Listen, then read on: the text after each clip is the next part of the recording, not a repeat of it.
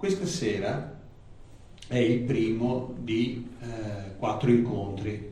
C'è bisogno di fare un'introduzione, perché il contesto, la situazione che viveva la città di Verona a quel tempo, poi di che tempo si tratta.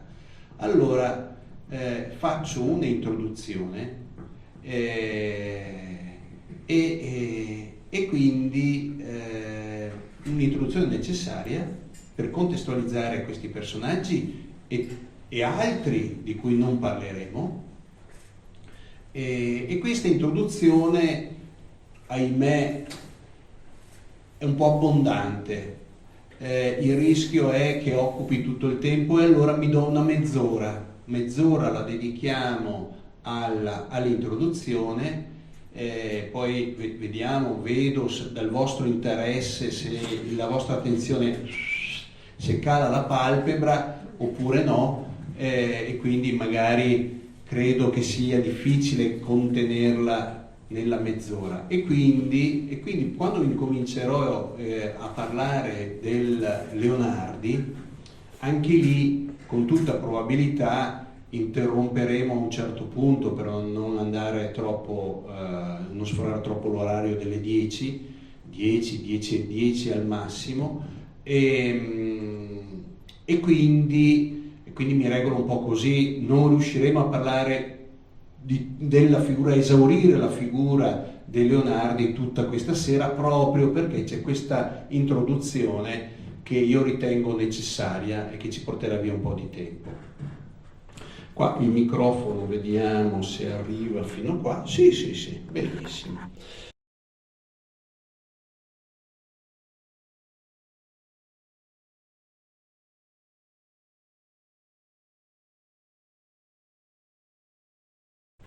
Esiste un dizionario che raccoglie tutti i santi della Chiesa, diversi volumi, si chiama Bibliotheca Sanctorum, dizionario dei santi, e riporta anche i santi della Chiesa veronese.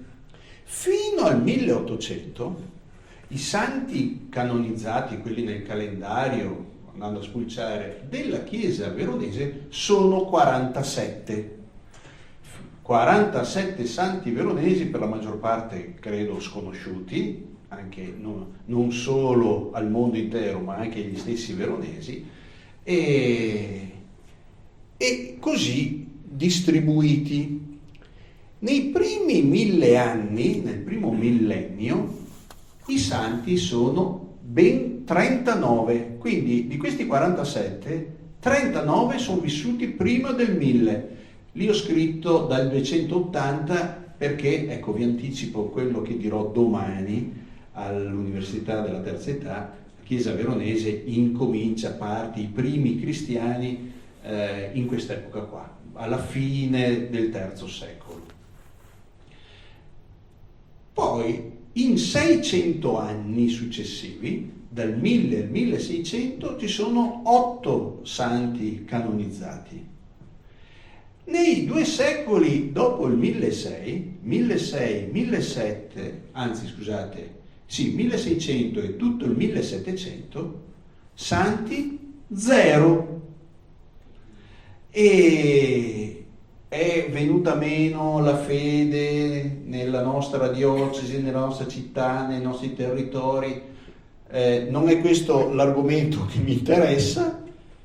Quello che mi interessa è che all'improvviso, nel 1800, dalla fine del Settecento e gli inizi dell'Ottocento, c'è una vera e propria fioritura, un'esplosione di santi, beati e servi di Dio. Questa distinzione è interna, è giuridica all'interno alla Chiesa. Di solito quando si parte per tutto il processo informativo, basta che si incominci a raccogliere notizie, documentazioni, testimonianze in vista della canonizzazione, e uno è già servo di Dio, senza grandi senza che la Chiesa si sia espressa ancora sulle virtù del personaggio in questione. Servo di Dio. Nel momento in cui invece la Chiesa si esprime e sono già stati riconosciuti anche dei miracoli, ce ne vogliono 2, ecco che allora c'è una cerimonia, un rito pubblico, che quel servo di Dio viene dichiarato beato. E poi in un cammino successivo, ulteriore, con altri 2 miracoli, allora c'è anche la dichiarazione di santità.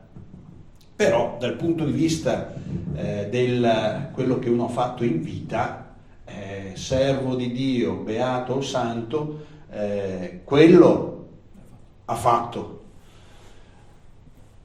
Chi sono questi personaggi, questa fioritura, molti dei quali adesso sono anche ignoti, a cominciare proprio da quello di questa sera, perché alcuni di voi mi hanno detto sinceramente: guarda, non ne ho mai sentito parlare. È una schiera di personaggi, fatalità non è un caso, sono anche tutti fondatori di opere religiose, quindi di congregazioni, di istituti religiosi che sono dediti, che si sono dedicati e continuano a dedicarsi a delle opere di carità, opere educative tramite le scuole e opere missionarie. Vedremo adesso, riporto velocemente un elenco e riconoscerete queste caratteristiche. E questa fioritura si verifica, questa esplosione di vivacità cristiana, di operosità cristiana, non si verifica in nessun'altra epoca della storia della Chiesa, della città, e che in alcuni casi queste opere sono andate ben oltre i confini della diocesi, anzi quasi tutti. Dunque 1 secolo e mezzo di vivacità di fede, di carità, di cultura, che vale la pena recuperare nella speranza di poter essere più vivi, per avere una fede più viva anche per noi. Chi sono? I nomi. Vado in ordine cronologico, coprono 1 secolo e mezzo circa. Il primo, in ordine cronologico, è proprio il personaggio di cui ci interesseremo questa sera, Don Pietro Leonardi. Quando vive? Ecco, vedete, alla fine del Settecento, è la seconda metà del Settecento, la prima metà dell'Ottocento. Ed è servo di Dio. È una cosa un po' paradossale. Adesso vedrete che vi riporto i nomi di 19 e sono quasi tutti santi o beati. Lui che è il primo e che in qualche modo è l'iniziatore di tutto questo filone, invece lui non è né santo né beato. Ci si pone la domanda: come mai? Perché le suore, figlie di Gesù, lui è il fondatore delle figlie di Gesù, che hanno la casa, non so se conoscete un po' il centro di Verona, via San Cosimo, è dietro la Banca Popolare, la sede della Banca Popolare è in piazza Nogara, ecco un angolo, via San Cosimo, quella stradina che a senso unico che viene in su, ecco lungo quella strada ci sono è via San Cosimo 3 e lì ci sono le figlie di Gesù. I maliziosi dicono, com'è? Le puotine. Sì, perché ho scoperto perché sopra i Puotti, la scuola dei Puotti, perché ci sono le statue all'ingresso della scuola, dell'edificio, ci sono queste statue chiamate da tutti i veronesi i Puoti. Le puotine e le suore Puotine. Va bene, ma è il motivo per cui lui, poveretto, non è né santo né beato, perché non aveva gli schei. Le suore non avevano soldi abbastanza per perorare la causa. Mi è stata data, a volte può essere anche questo il motivo, In questo caso però mi è stato detto, perché ci sono diverse fondazioni in Emilia e qui a Verona, e ci sono state delle grosse tensioni all'interno della congregazione, tanto che per un certo periodo era spaccata in due, divisa in due, e doveva nascere come due congregazioni. Già i numeri non sono altissimi e quindi erano impegnate in altre vicende più che perseguire la causa di santificazione o di beatificazione del loro fondatore. Però è un personaggio tra tutti che varrebbe proprio la pena canonizzarlo. Poi Don Carlo Steb, fondatore, ecco, che vive, è di 4 anni più giovane, amico. La cosa interessantissima è che i primi sono amici tra loro, si conoscono, si frequentano, lavorano e vivono assieme. Per certi versi non è possibile parlare di uno senza tirare in ballo l'altro. Questo elemento della amicizia tra loro è un elemento importantissimo, lo vedremo. Lui, beato Carlo Steb, abbiamo anche una parrocchia non lontano da noi dedicata a lui. Maddalena di Canossa, fondatrice delle Figlie della Carità, delle Canossiane, ecco, che è di 1 anno più giovane di Carlo Steb, e lei è Santa Maddalena di Canossa. Anche qui è stata la prima di tutta la serie a essere canonizzata. I maliziosi dicono perché ha avuto un nipote che è stato vescovo di Verona ed è stato cardinale, e allora il nipote è lì, si è dato da fare per far diventare santa la zia. Però certo che, adesso vi sto dicendo dei gossip, certo è che non ci si può inventare la santità per chi santo proprio era zero. Cioè, per esempio nel mio caso potrei avere anche dei nipoti che perorano la mia causa, ma nonostante tutti gli investimenti non ci riusciranno. Don Gaspare Bertoni, questo è il più giovane, è di 8 anni più giovane di Pietro Leonardi, e fondatore degli Stimatini, dei preti delle Stimate. Il titolo giusto della congregazione è Missionari dei Vescovi, a servizio dei Vescovi delle Stimate. E lui santo, San Gaspare Bertoni. Leopoldina Naudet, fondatrice delle Sorelle della Sacra Famiglia. Questa è più vecchia di 1 anno della Maddalena di Canossa, e anche lei ha conosciuto questi personaggi che abbiamo appena elencato, e anzi c'è stato un periodo nella casa madre delle Canossiane, che è in via San Giuseppe, sapete, dalle parti delle Regaste, ecco, e nella casa lì viveva Leopoldina Naudet, Maddalena di Canossa assieme, e il loro padre confessore e direttore spirituale era Gaspare Bertoni, per dirvi.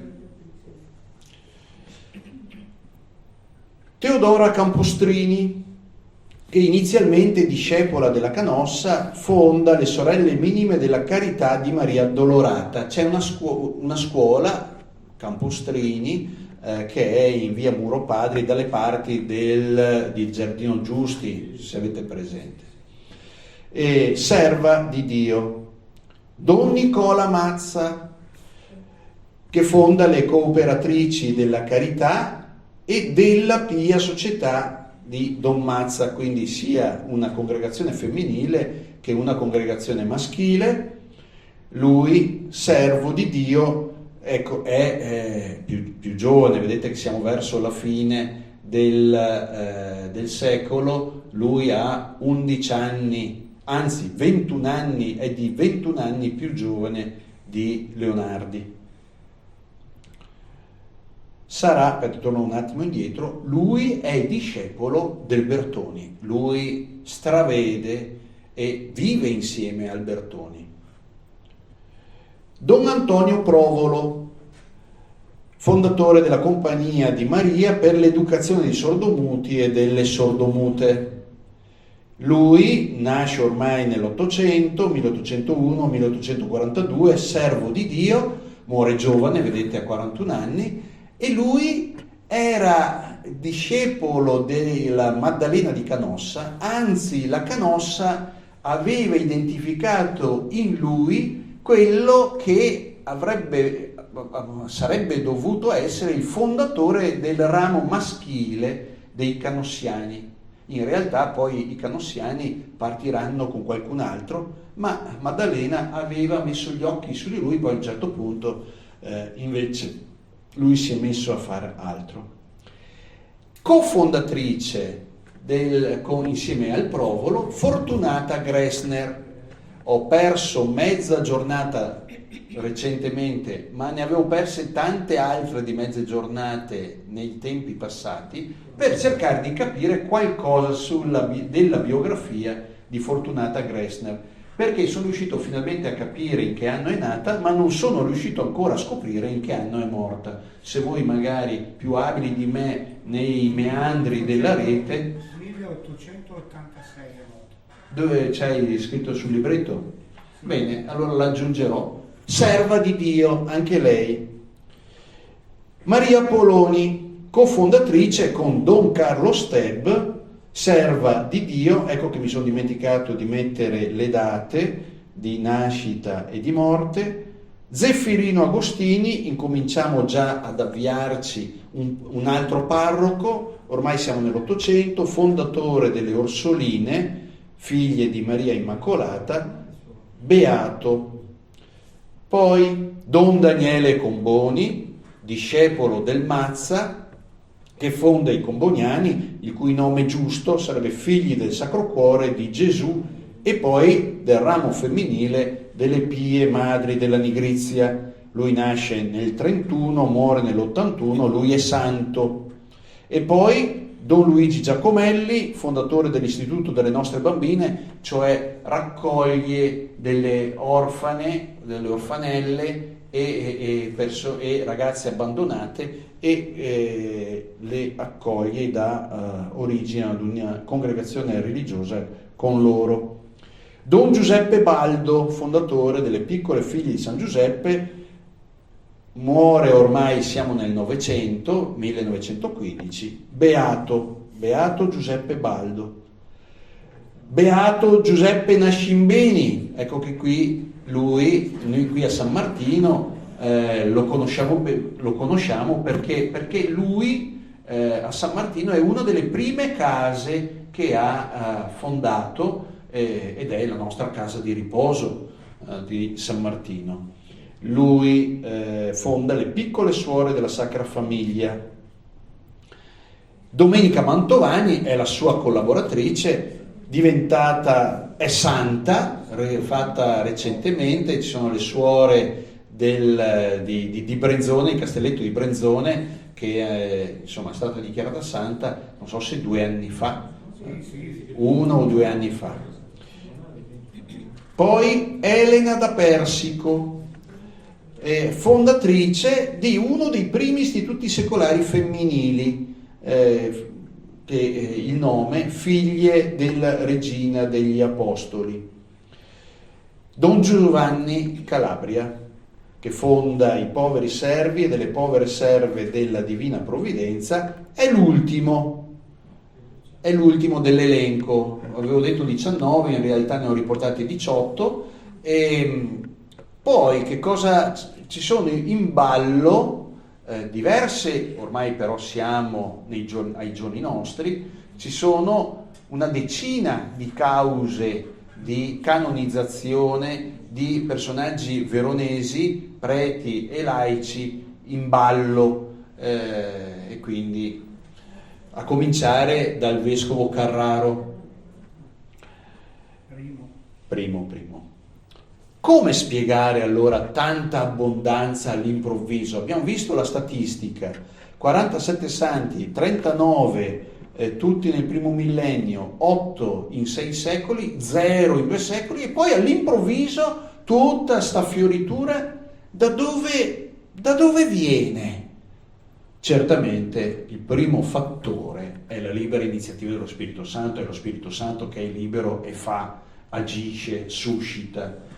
Però è anche vero che lo Spirito Santo non è che interviene con una bacchetta magica, non è una magia, parte sempre usando gli elementi umani. Quindi c'è il secondo fattore: lo Spirito Santo agisce sempre servendosi di elementi molto concreti per mettere in atto e in moto anche i suoi disegni, e quindi ha bisogno comunque di gente che gli dica di sì.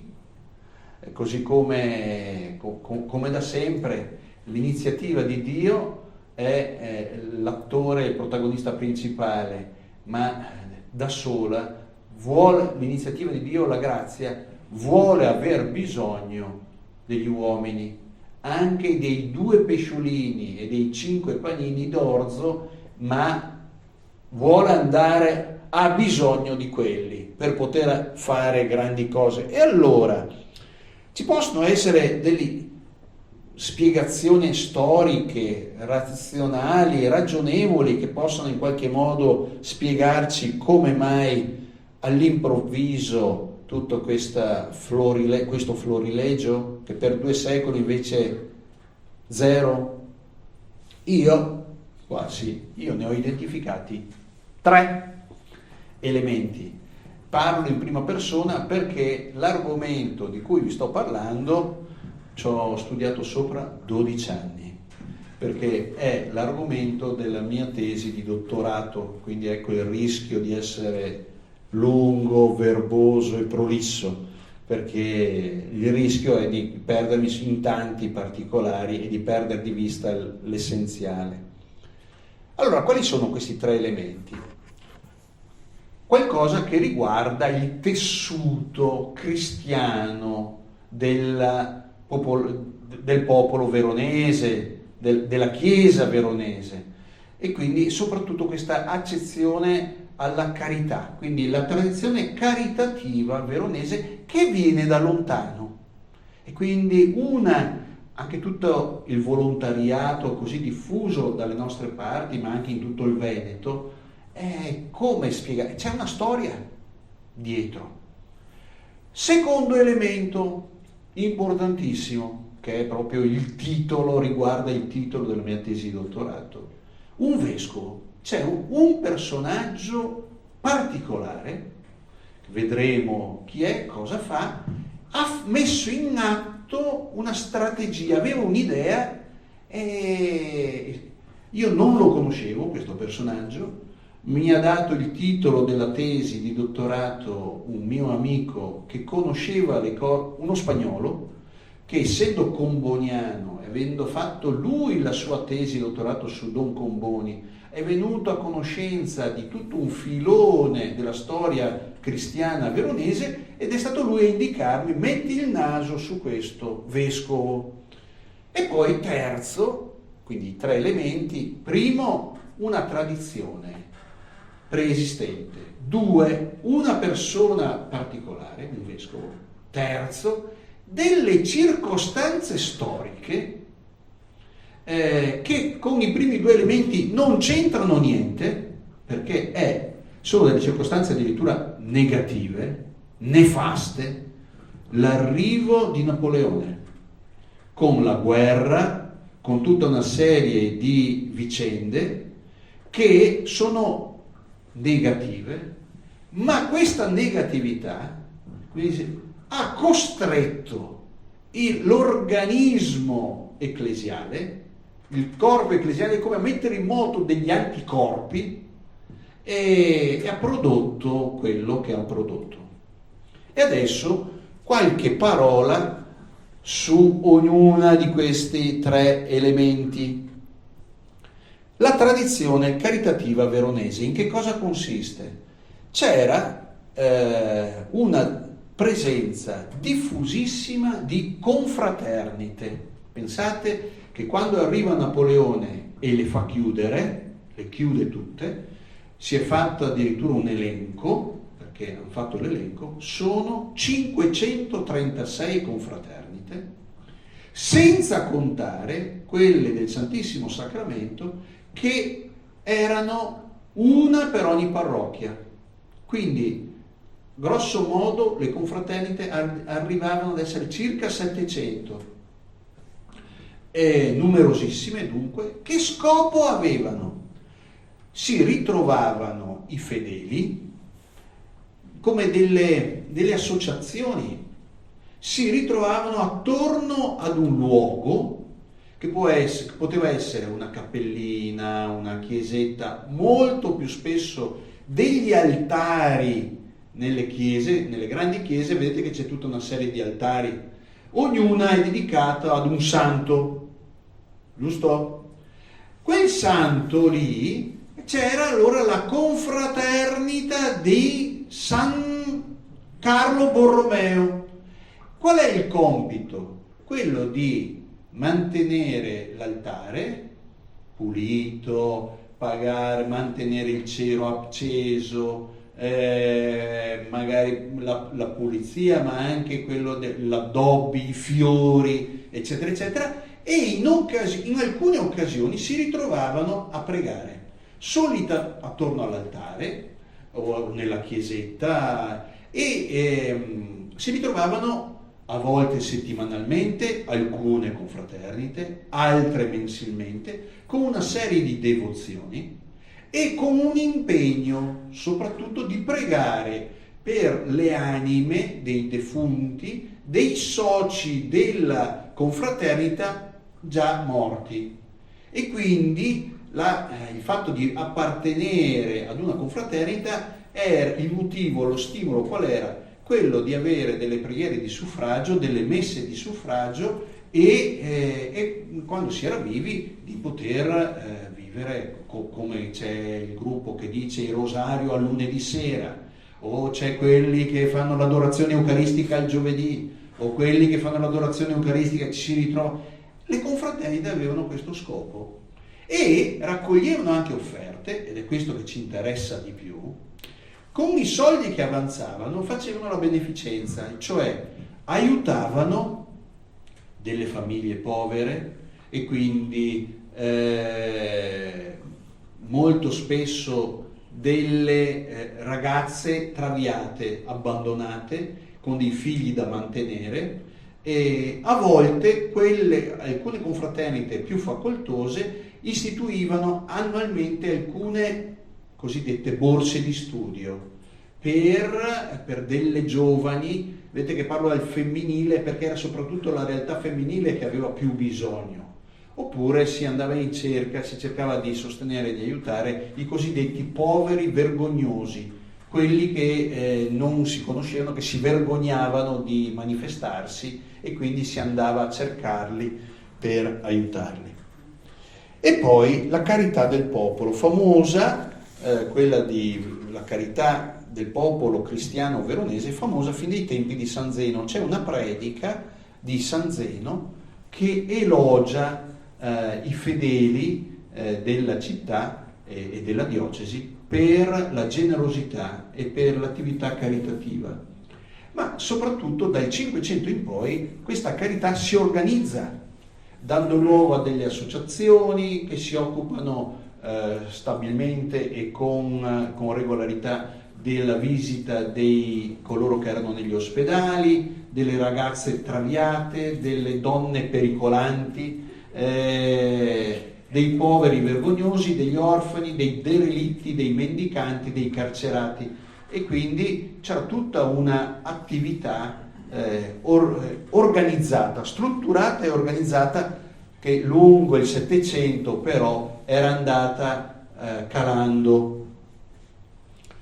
E veniamo a questo vescovo. Chi è? Questa è la faccia, doveva avere un gran nasone dal quadro. Ne esistono due.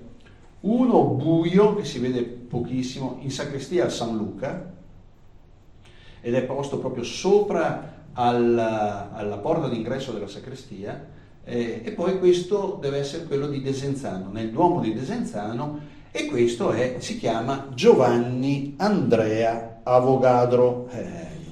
Giovanni Andrea Avogadro diventa vescovo di Verona perché lo ha voluto il Papa di allora, Pio VI, è vescovo di Verona dal 1790 al 1805. Lui diventa vescovo che è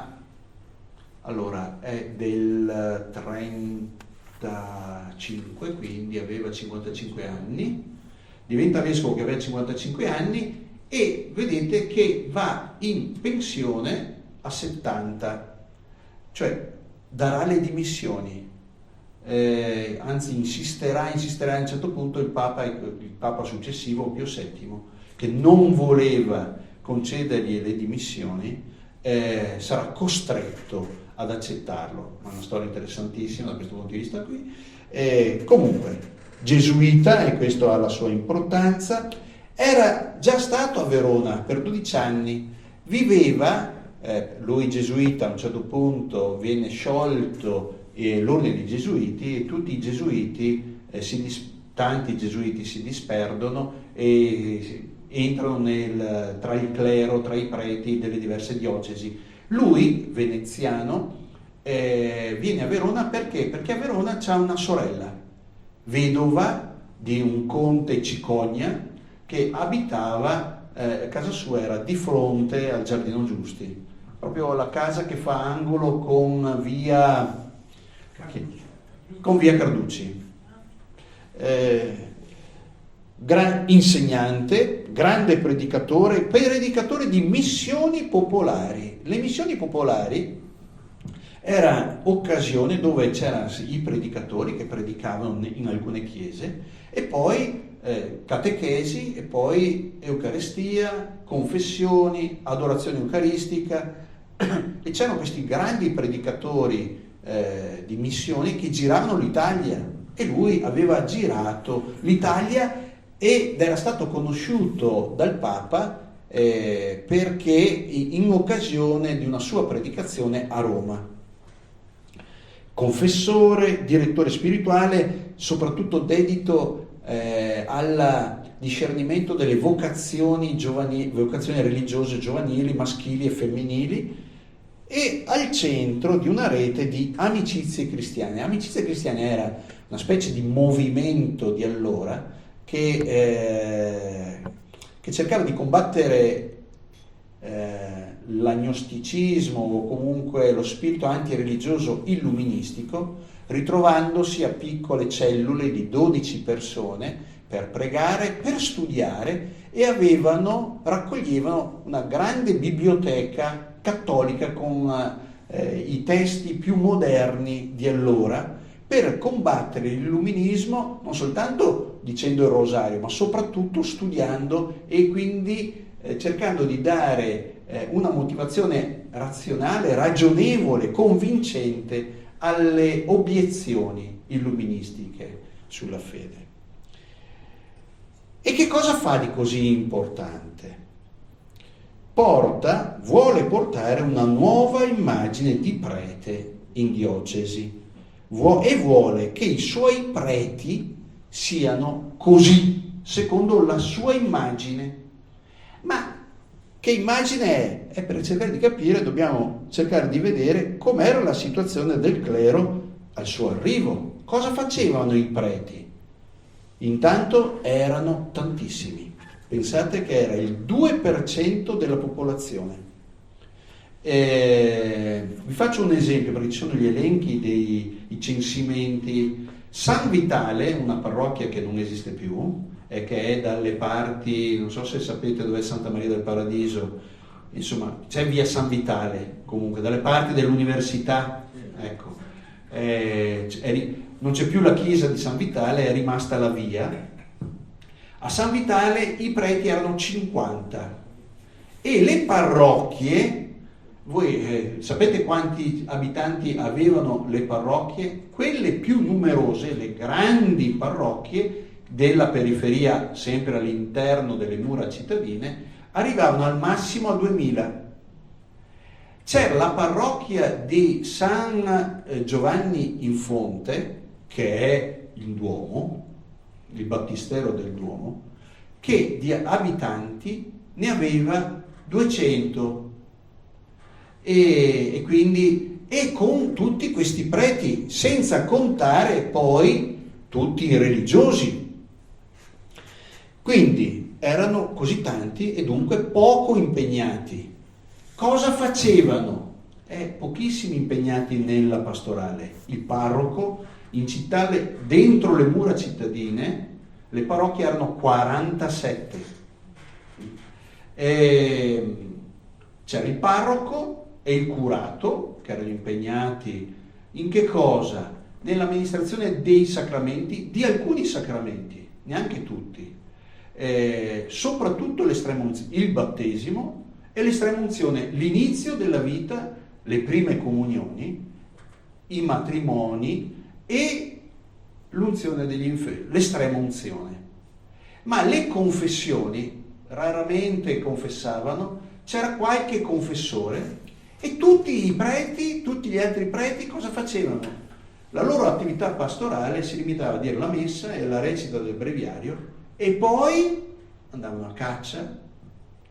C'era qualcuno che faceva i precettori dei figli dei nobili nelle diverse case e quindi educatore dei rampolli della nobiltà. Oppure molto spesso si ritrova nelle carte che questi andavano nelle taverne a giocare a carte, a bere vino, cioè in qualche modo dovevano ingegnarsi per far passare il tempo. Parroci e curati impegnati, come vi ho detto, nei sacramenti e nell'amministrazione dell'estrema unzione. La vera cura pastorale del popolo era in mano ai frati, ai religiosi, che erano loro che tenevano il catechismo, la predicazione, che predicavano le novene, che predicavano gli ottavari, i tridui, l'amministrazione del sacramento, soprattutto della confessione, nelle celebrazioni delle confraternite in occasione del patrono. Molto spesso erano loro stessi che iniziavano e fondavano delle devozioni. E assistenza spirituale delle confraternite. Il popolo preferiva loro ai preti per il livello culturale, teologico e per l'esercizio della carità. A Verona poi la presenza dei frati era massiccia. Tutte le chiese più grandi in città erano servite dai frati. I preti secolari avevano le piccole chiesette che erano la sede delle parrocchie. Vi faccio alcuni esempi. Sant'Anastasia, i domenicani. San Fermo, c'erano i francescani, i conventuali. San Tommaso Cantauriense, c'erano i carmelitani. A Santa Eufemia, gli agostiniani. San Nicolò, i teatini. San Nazaro Ecelso, gli olivetani. Santa Maria in Organo, gli olivetani. I santi apostoli benedettini. San Zeno, i benedettini neri, che era un'altra razza. San Giorgio in Braida,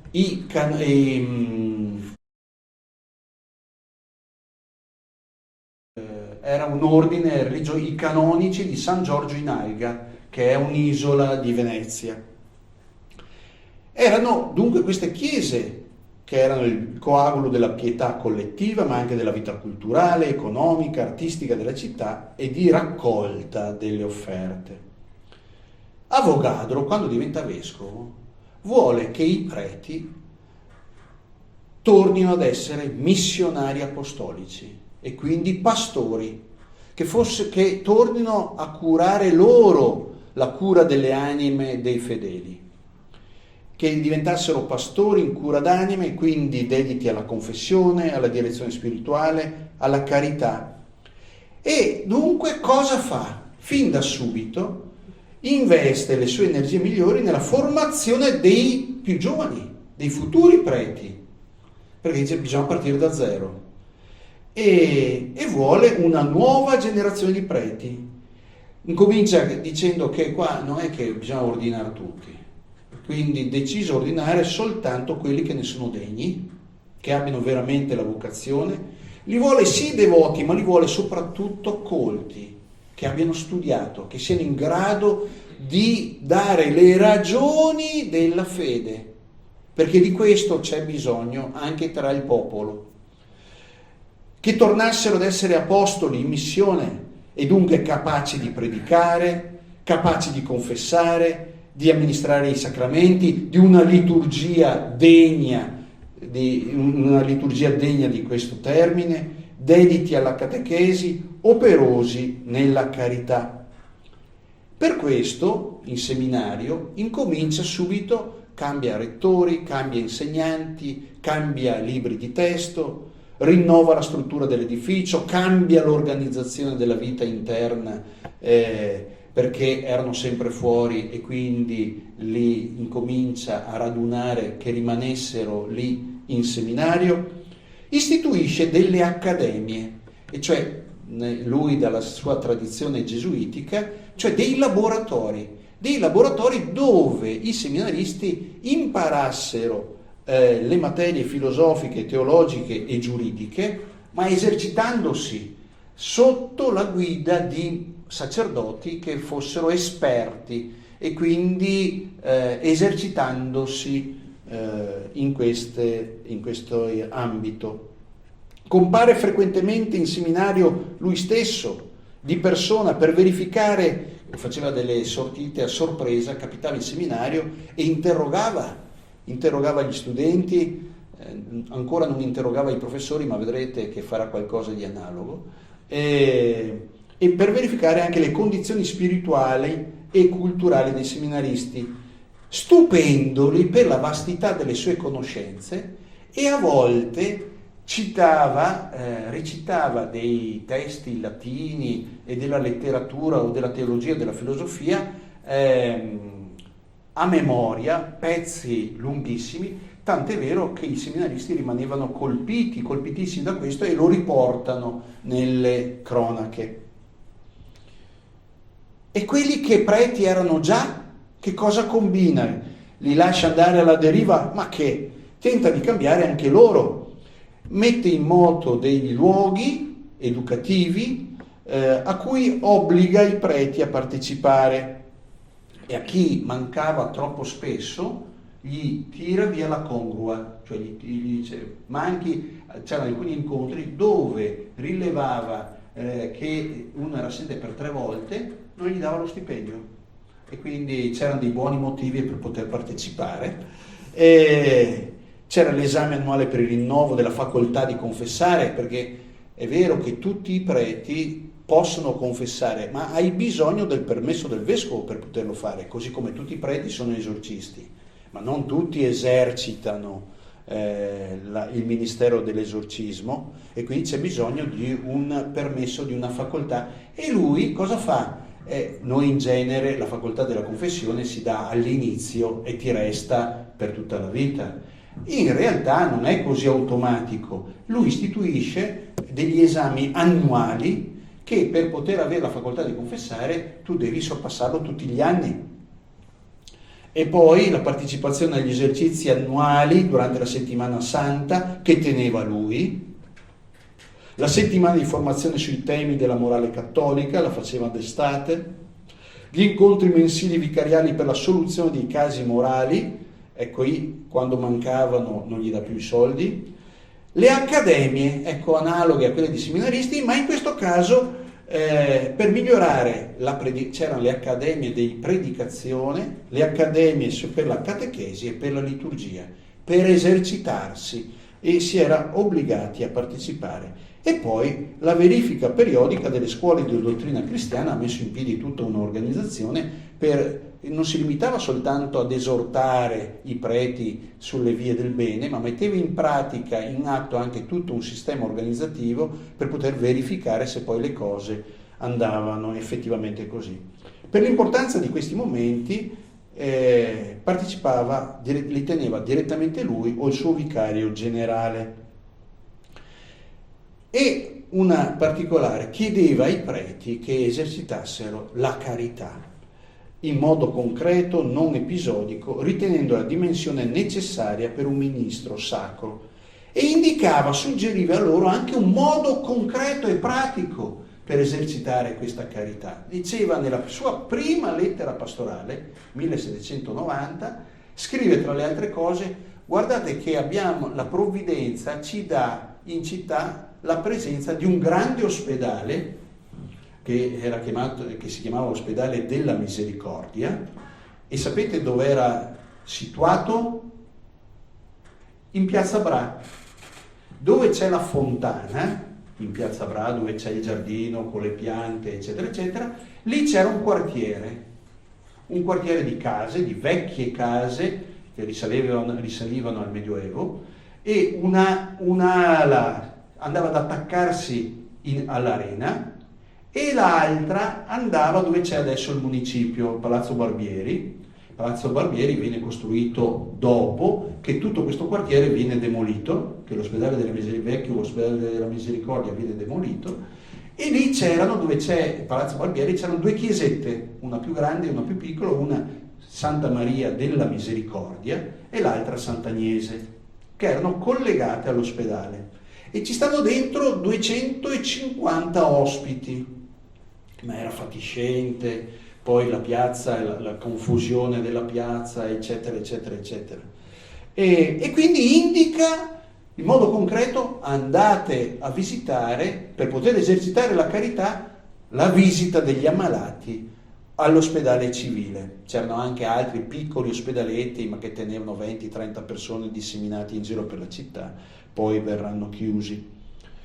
La decisione e la risolutezza con cui lui agiva, certo, non attira molte simpatie all'inizio, anzi diverse inimicizie, ma lentamente riuscì a conquistare la stima e la simpatia dei fedeli e dei preti, a farsi seguire anche nell'obbedienza filiale verso il sommo pontefice, di cui lui era devotissimo, e accadrà che il clero veronese sarà molto legato al Papa grazie al legame, alla devozione di Avogadro. Ma come riuscirà a conquistarsi le simpatie? Perché con l'arrivo di Napoleone, che vesserà la popolazione, ma vesserà anche il vescovo, ci sarà un episodio famoso delle cosiddette Pasque veronesi, che ora, che a un certo punto richiamerò velocemente. Siamo nella primavera, aprile del 1797, i francesi a un certo punto riescono a prendere il potere, il sopravvento, e per punire la popolazione prendono in ostaggio, catturano nella notte 47 persone notabili della città, tenendole in prigione e uccidendone alcune. Eseguiranno alcune fucilazioni. Alla fine 8 saranno uccisi di questi 47 ostaggi. Tra questi 47 viene catturato anche il vescovo. Il vescovo Avogadro sarà prigioniero per 15 giorni, e il suo compagno di cella, non Malenza, allora, i primi 3 martiri sono il conte Emilei, Malenza e Verità. Ecco, un soldato, Verità, era compagno di cella del vescovo e verrà ucciso. E sapete dove vengono uccisi? A Porta Nuova, quando siamo fermi al semaforo, poi in questo anno nel caos, quando si viene da Viale Piave e si entra come per andare sullo stradone di Porta Nuova, lì c'è il semaforo, giusto?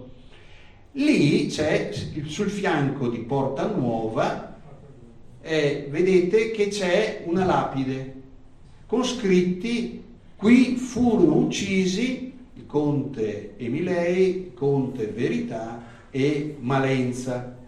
Dove sono stati uccisi? In quel pezzo di strada lì c'erano i bastioni, e per aprire la strada il bastione è stato demolito. Lì sopra sono stati fucilati e c'è la lapide che lo ricorda. Il vescovo veniva tutti i giorni trascinato a piedi dagli sgherri, incatenato da 4 soldati che lo trascinavano e camminava. Era custodito a Castel San Felice, che è oltre Castel San Pietro, in cima, perché erano lì che venivano custoditi gli ostaggi, e veniva ogni 2 o 3 giorni portato a piedi in città, nel palazzo del vicario generale che era stato sequestrato, Palazzo Ridolfi. Il vicario generale si chiamava Ridolfi, quindi il collega, il collaboratore del vescovo. I generali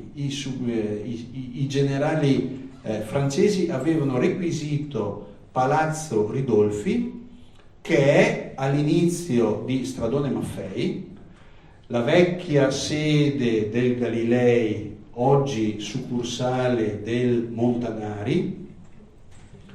Avete presente dov'è? Ecco, quello è Casa Ridolfi, adesso si chiama Casa Dalisca, Casa Lisca Ridolfi, perché poi l'ha acquisita, comprata i Dalisca, ma insomma, e lì c'era il tribunale militare, e il vescovo ha salvato la pelle, perché nel momento in cui la corte marziale esprime il giudizio per l'uccisione del vescovo, per dare una dimostrazione alla popolazione di chi comanda, lì salva la vita per un voto, perché i voti saranno 6-5, perché 5 votano per l'uccisione del vescovo, 6 no, e poi ci sono le leggende che dicono, siccome era la cucina del vescovo che portava da mangiare ai generali, ecco che allora il vicario generale Galeotto fu il recioto, cioè alcune bottiglie di recioto che furono allungate al presidente del tribunale per ottenere la grazia. Allora, e poi resterà ostaggio in qualche modo dei francesi, e quindi le vicende che lui subì, in qualche modo la popolazione e i preti si identificano col vescovo. Cioè tutto ciò che la popolazione sta subendo, lo vedono che lo sta subendo di più il vescovo e si identificano con lui. E le circostanze storiche che producono poi tutto quello che verrà dopo, la guerra della Francia contro l'Austria, e che cosa c'entriamo noi? Perché a un certo punto 2 eserciti francesi puntano a Vienna, a nord delle Alpi, e un esercito doveva raggiungere Vienna da sud delle Alpi, cacciando via gli austriaci dalla Lombardia, perché la Lombardia, allora qui c'era la Repubblica della Serenissima, c'era poi la Lombardia che era in mano agli austriaci, e quindi questo giovane generale a cui era appena stata affidata l'Armata d'Italia, uno dei 3 eserciti francesi, quindi questo giovane generale corso, Napoleone, lui ha un'ambizione, quella di liberare, di portare il verbo della rivoluzione francese da queste parti, arricchendosi e nutrendo l'esercito e i generali soprattutto dei beni che avrebbero trovato strada facendo. E la guerra, però, l'esercito francese arriva a Verona e si stanzia a Verona perché è un luogo strategico, perché riesce a raggiungere, è all'incrocio delle 2 direttrici verso l'Austria, il Brennero, la Valle dell'Adige, ma anche dall'altra parte della pianura veneta e quindi verso Tarvisio.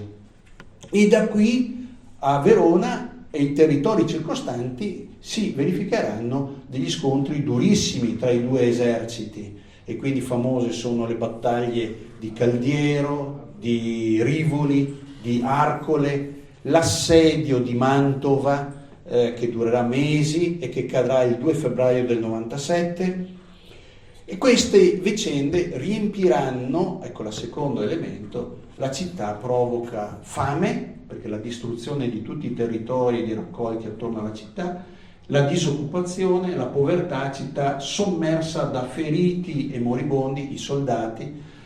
Ho superato abbondantemente la mezz'ora che mi ero promesso, e il fatto che la città si riempie soprattutto di una gioventù abbandonata, perché da tutti i paesi del territorio si riversano in città ragazzi orfani e ragazze orfani e abbandonati che invadono le strade vivendo di espedienti.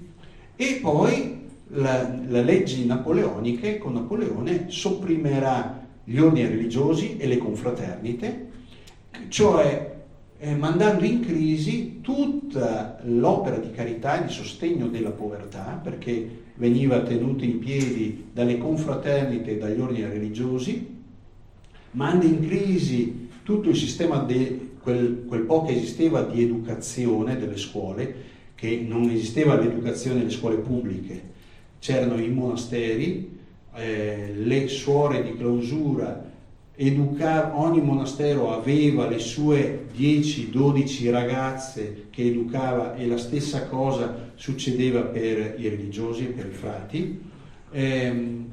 L'economia, va in crisi l'economia, perché erano i frati e le suore che permettevano l'esistenza di quella povera piccola attività imprenditoriale con prestiti che a interessi bassissimi e per tempi lunghissimi, e quindi con la soppressione degli ordini religiosi va in crisi anche tutto il sistema imprenditoriale, che non era moltissimo, ma quel poco che c'era va in crisi, e soprattutto va in crisi la cura pastorale del popolo.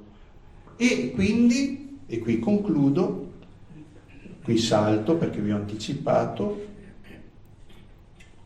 ora qualcun altro avrebbe dovuto sostituire, supplire a quello che frati, suore, monache e monaci non facevano più perché erano stati soppressi, e quindi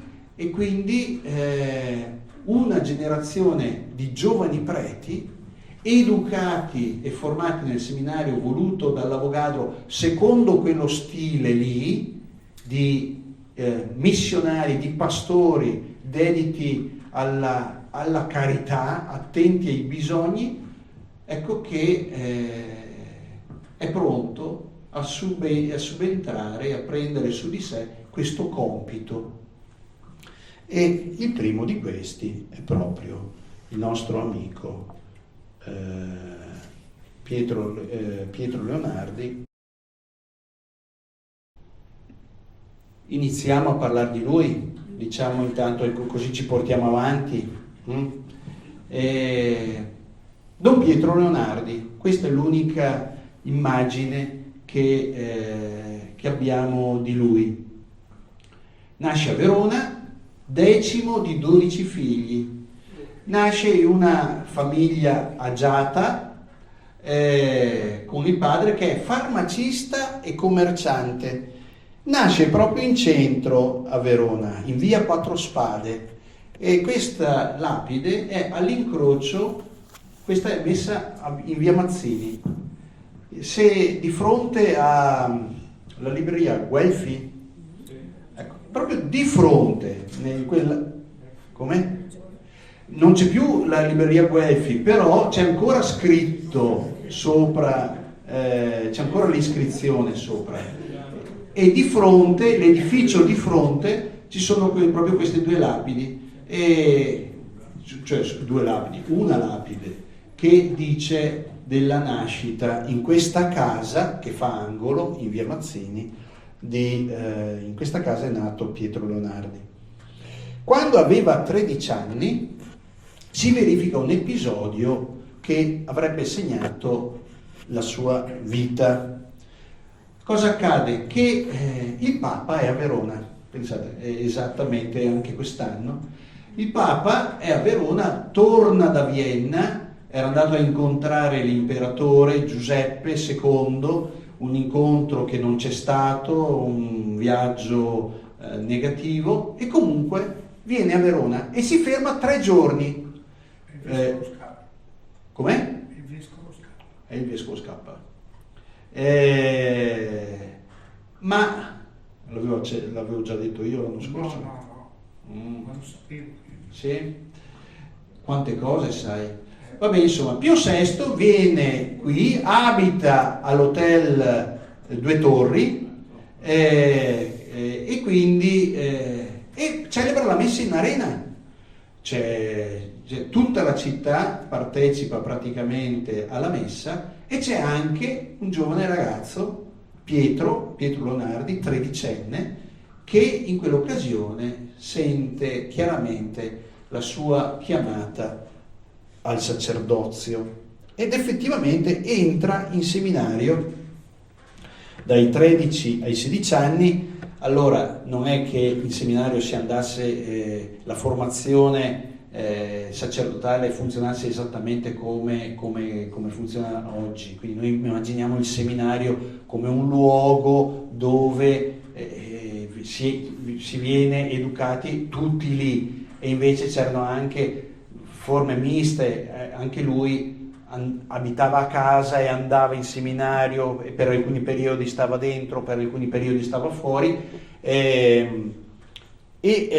però suo papà non era convinto, era contrario alla sua vocazione, e quindi dice: qua meglio che tu impari un mestiere, tante bale, impara un mestiere. E siccome i cugini e anche il papà in qualche modo era comproprietario della tipografia Moroni, che era una tipografia, è stata una tipografia importantissima nel tempo a Verona, perché imparasse un mestiere, e questo sarà importante per la storia successiva di Pietro.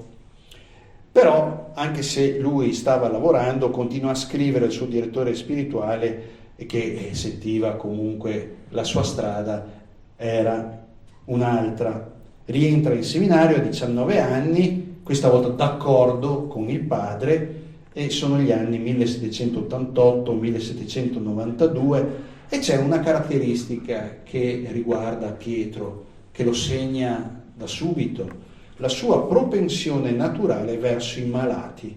Già da giovane chierico visita i malati nell'ospedale maggiore di Verona, nell'ospedale della Misericordia, e probabilmente questa sua propensione è proprio legata al lavoro del padre di farmacista, e quindi collegato alla cura dei malati, e quindi con la possibilità anche di incontrarli, di vederli, di avere a che fare con loro. E lui visita i malati dell'ospedale prendendo sul serio quello che il vescovo Avogadro aveva detto a tutti i preti, aveva sollecitato per tutti i preti, così come vi avevo accennato, ed è proprio di quegli anni.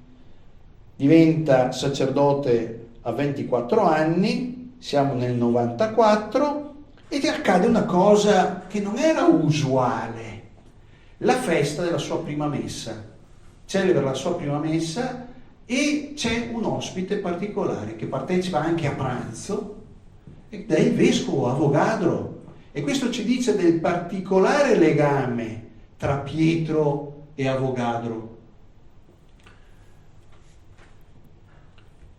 Ci sono dei regali, vengono fatti dei regali, ma soprattutto vengono fatti a Pietro, in occasione della prima messa, delle offerte, delle donazioni, soprattutto da parte del padre, che lui destina a favore dei poveri e malati.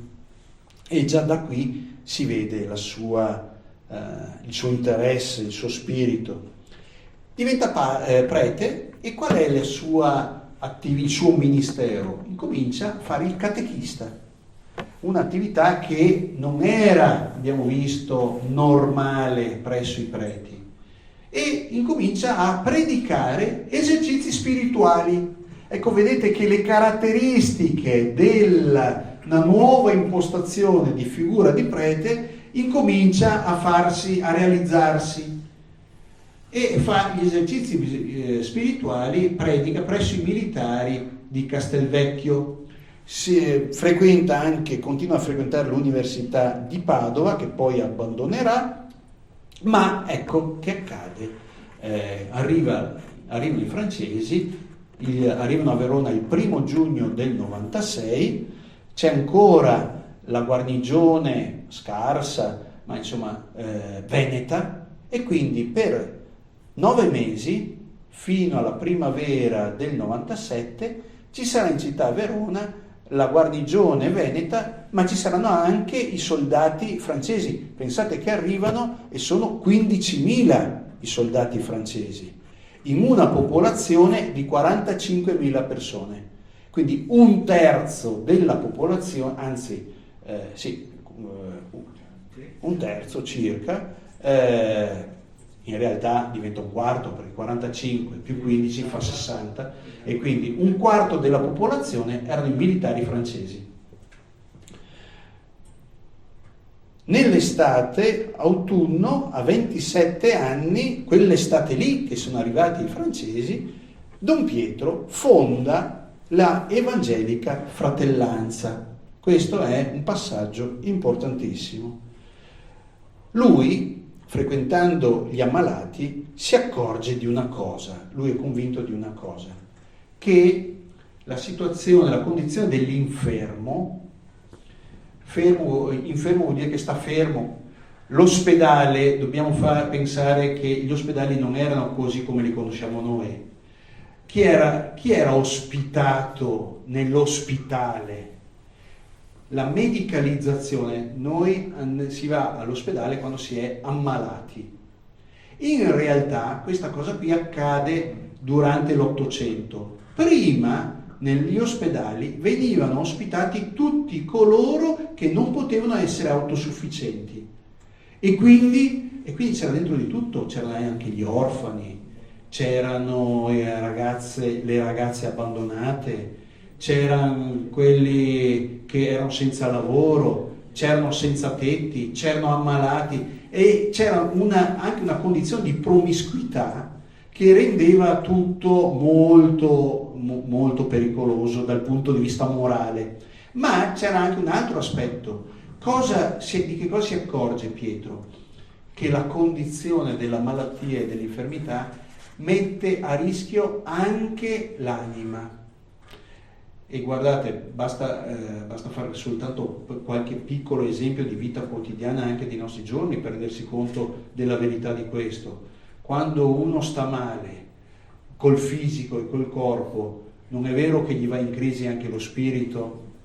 No, che gli vengono in mente tante cose, tanti dubbi, tante depressioni, tante cose.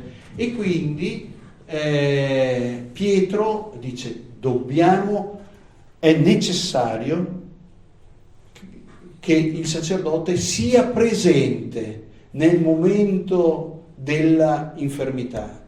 È necessaria la presenza nell'ospedale, a fianco dei malati. Inizia perciò, assieme ad altri 5 sacerdoti e a 2 chierici, tra questi un giovane prete appena ordinato, sarà ordinato l'anno successivo, Carlo Steb, e un giovane chierico, Bertoni, che ha 19 anni a quell'epoca, iniziano l'opera della Sacra Fratellanza dei Preti Ospedalieri, e cioè una piccola associazione di preti e di chierici che si impegnano a garantire giorno e notte l'assistenza spirituale, quindi con la catechesi, con la confessione, con l'Eucaristia, ma anche materiale. E quindi portavano alcuni, per esempio portavano dei gelati, li portavano da bere, asciugavano la bocca o inumidivano la bocca perché il personale negli ospedali era scarsissimo. Il cappellano non riusciva a star dietro al lavoro, ma anche gli infermieri non riuscivano a star dietro al lavoro, e dunque loro si impegnano in questo servizio. E poi e poi si impegnano con la catechesi, con la partecipazione all'amministrazione di sacramenti e con gli aiuti corporali. Però, amici carissimi, sono già le 10:03 e io, cosa dite? Ho già visto qualcuno che ha avuto dei cedimenti, quindi ci fermiamo qui, riprendiamo la volta prossima.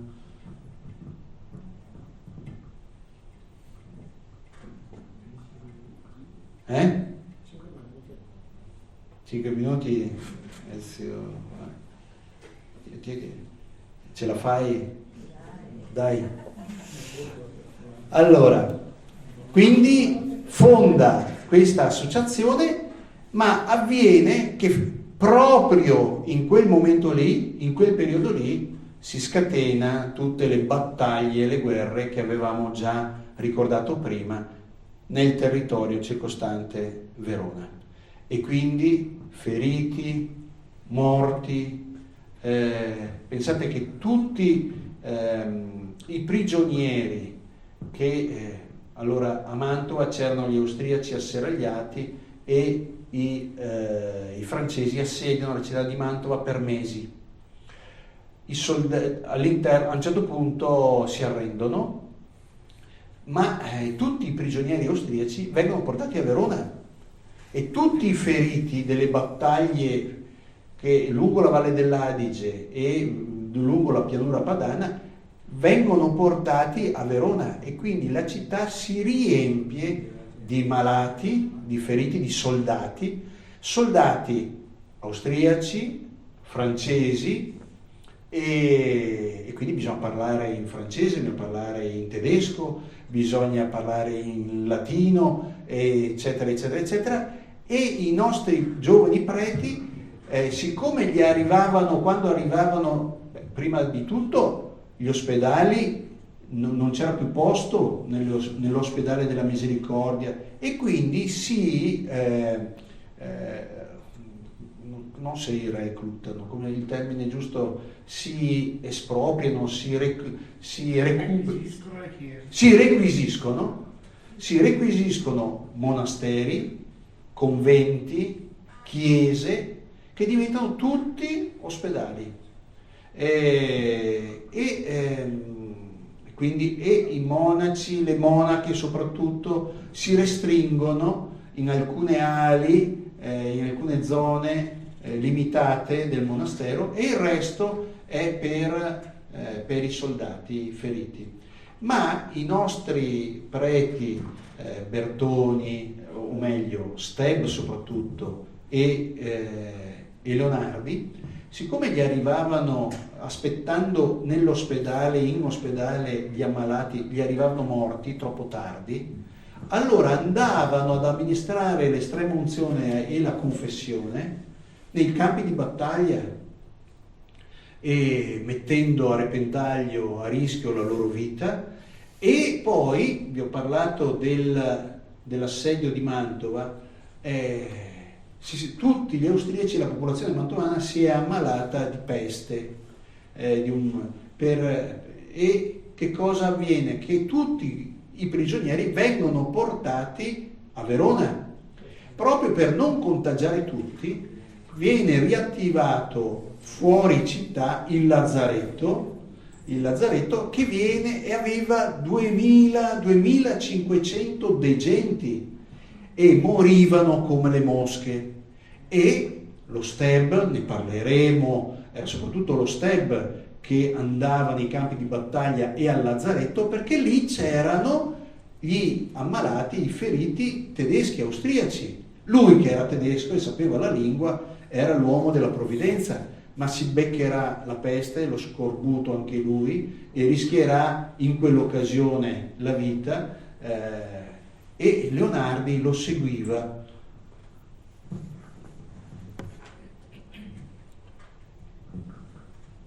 Con le Pasque veronesi siamo nell'aprile del 97, la popolazione veronese insorge contro gli occupanti francesi, la battaglia, lo scontro per le vie cittadine dura una settimana, 10 giorni, alla fine in un modo rocambolesco i francesi riescono ad avere la meglio e accade, prima vi ho detto che per punire la popolazione imprigionano questi 47 persone notabili per dare come una dimostrazione di forza, ma che cosa accadrà?